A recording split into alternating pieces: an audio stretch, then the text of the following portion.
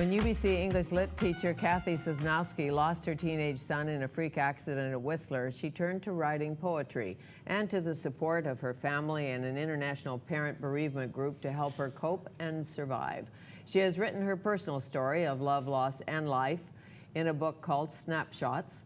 It is my pleasure to welcome Cathy Sosnowsky, director of the BC chapter of the Compassionate Friends, to Studio 4 to tell us more. Nice to meet you. Nice to meet you, Fanny. Thank you for having me. I bet you needed the Compassionate Friends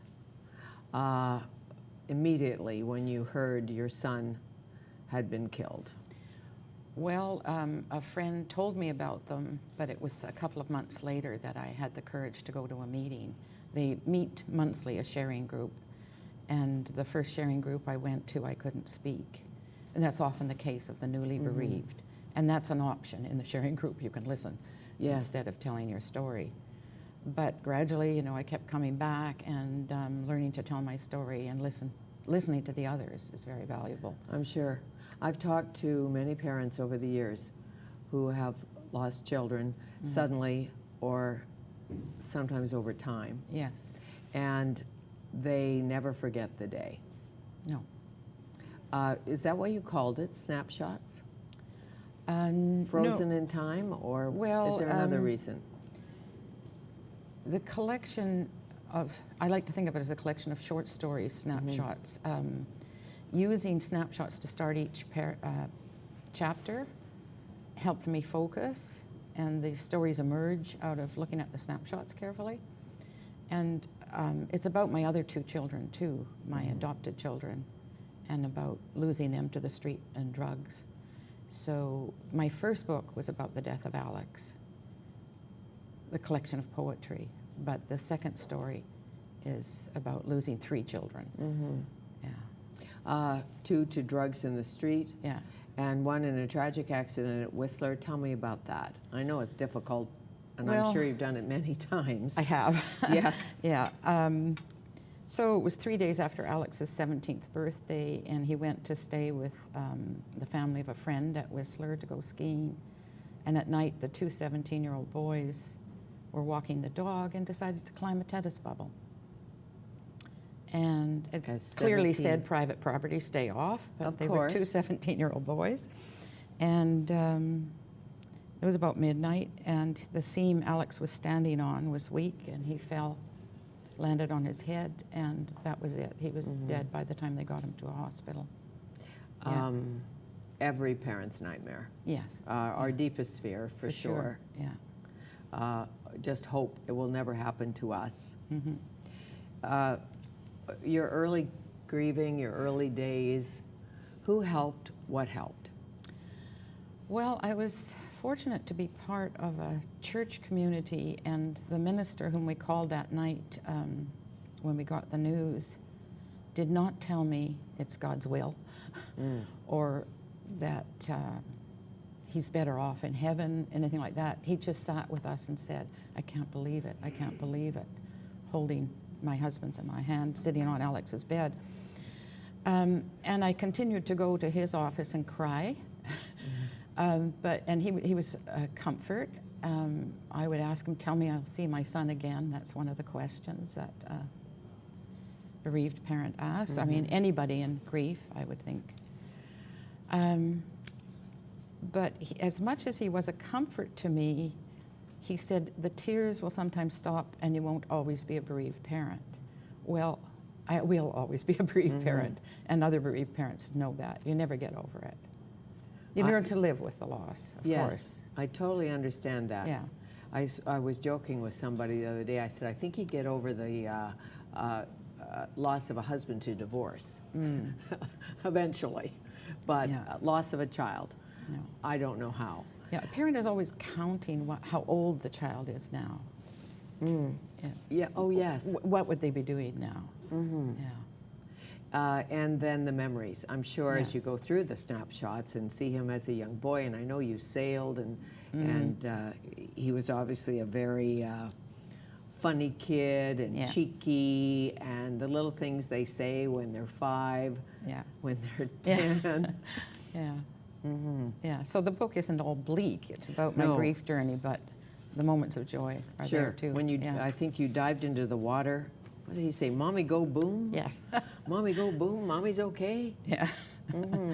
Yeah. How did you keep your marriage together through this? Well, men and women grieve differently, and each parent who's lost a child had a certain relationship with the child, and so it was hard. My husband, who was a very physical man, became very busy. Just after Alex died, he started moving. Our church was kitty corner from us, down the block a bit at 29th and Marine. Started moving large rocks and ferns from our yard down the street and into the church. Great. And under the Christmas tree, so that for the funeral, we could put Alex's kayak under the Christmas tree as if it was under a creek. Meanwhile, I'm sitting on the couch crying with friends who were holding my hand, bringing me tea. And a few months after Alex died, I said to Waldy, "You're not crying over Alex anymore." And he said, "You're crying enough for both of us." Probably. And it was, yes, yeah. And in his own way, he's crying. Yes. Do you know what I mean? I don't think we can Yeah. judge. Well, I know you don't. No, Can't judge how someone grieves. no. He had back pains, terrible back pains. I had stomach pains. So, And what about your other two children at that point? well, Michael, I should say that Michael and Tanya were adopted when they were 4 and 6, and they were from a drug-addicted mother who had Right. died. And I think And- your cheeky son Alex once said, "Can't we give them back?" Yes, early Right. on. Early He's the one on. that wanted brothers and sisters. So you asked what my children were doing at the time Alex died. Michael had already left our home for the streets. He was 14. And Tanya was at home. She was 12, but she was really suffering because Michael was her birth brother. She'd lost her birth brother to the streets. She'd lost her adopted brother to death. And her two parents were so deep in grief that we were lost to her. It was Yes, very hard on the I'm 12-year-old. Yeah. So what did she do?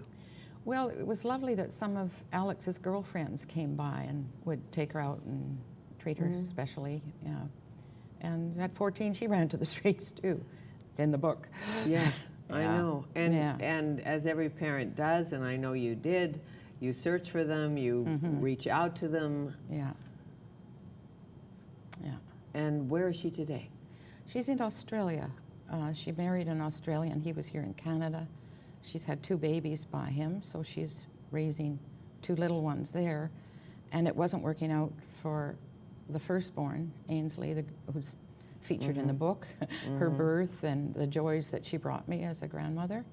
And so she's now living with us, Ainsley. She's going to be 10 next month. Okay, so Yeah. Tanya has 3 children Yes. altogether. The first child you have, Yes. because she was 20 and pregnant and Yes. on the street or not on the street? Not on the street. And Tanya would say that Ainsley, her baby, saved her, that she stopped doing drugs. And she was having a hard time raising her on her own, so we were co-parenting Right. while she was still here.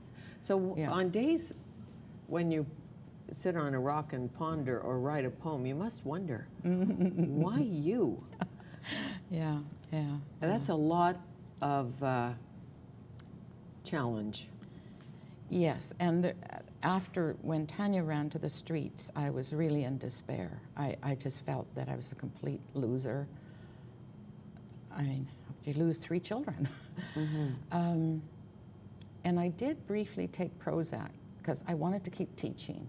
I was teaching, you introduced me as a teacher at UBC. I taught Yes. at UBC at first, but my longest stint was at Langara College. Okay, Langara. And I didn't want to stop teaching because I'd lost my definition as a mother, I felt. So I wanted to keep my definition as a teacher. And teaching in the English department at Langara, there were wonderful colleagues that supported me. So like I've heard from other bereaved parents, they go back to work and people don't want to mention their loss, don't want to upset them. But teachers of English know about Right. feelings.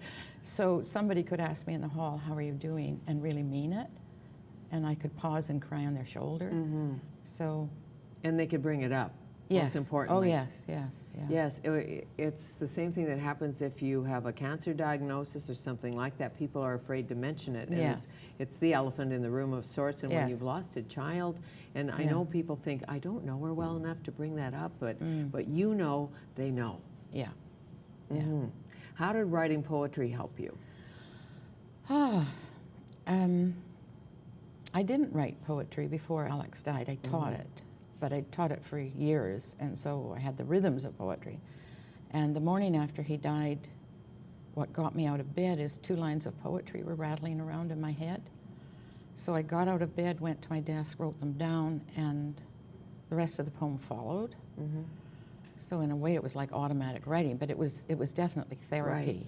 A yoga teacher once said to me, well, the poems were coming down your arm, from your heart, down your arm and out in ink, you know. The brain-hand connection, very much so. And grief is so isolating, sudden traumatic death like that.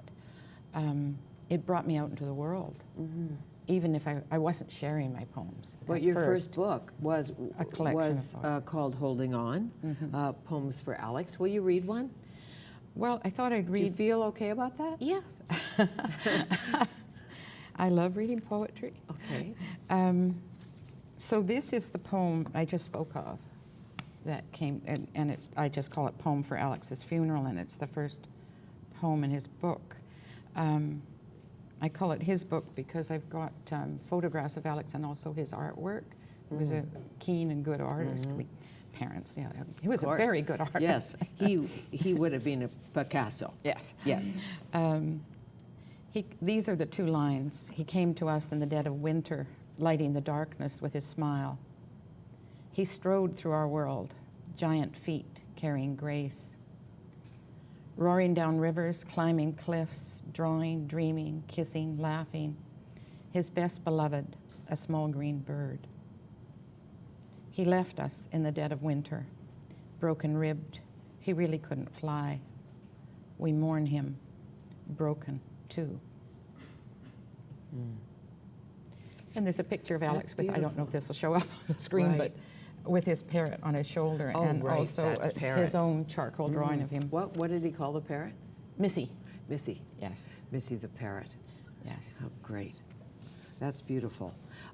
Tell me about the Compassionate Friends, how they started, how they help you, how you help them. Started in England in 1969 when 2 boys, both 13, were dying in the same hospital. And the pastor there, Simon Stevens, recognized that the parents, when they got together of the dying boys, were better support than he could be or the doctors. And he went on BBC Radio to talk about this. Thousands of calls came in, and that's how the first chapter started. And now there's chapters in about 30 countries. I belong to the North Shore chapter. I'm a facilitator, chapter leader. I edit the newsletter, and I also sit on the National Board of Compassionate Friends. And who can come? Bereaved parents. Bereaved parents. Adult siblings sometimes come, but it's not suitable for children. It's a sharing group. And we have a preamble with certain rules. We don't preach to each other. We don't judge each other. We don't interrupt each other. And if somebody's silent, we wait. We take turns. Sure. We hold a little teddy bear that we sort of... Okay, but if you don't want to talk, if you just want to be there, and you're not wanting to share, it's okay? Yes. And can you go as long as you need to go? Oh, yes. Okay. Yeah. And, you know, we don't take attendance. People come and go. Some months the meeting night doesn't work out for them. They come the next month. And is it private, like an AA session, so you don't say who's there, or does that matter? Oh, we end with, in the preamble, about this is private time and we shouldn't talk about it outside of the circle. Right. Yeah. Sure. I understand that. So if people need to be part of this, want to be part of this, is there a place they can go or a number they can call? They probably should look at tcfcanada.net or just Google the Compassionate Friends. Okay. And then it lists the chapters and the contact number. because there's a chapter in Vancouver, Coquitlam, North Shore. Yeah. Thank you for writing this. Well, thank you for having me. Nice to meet you. Snapshots, the story of love, loss, and life. Cathy Sosnowsky, our guest.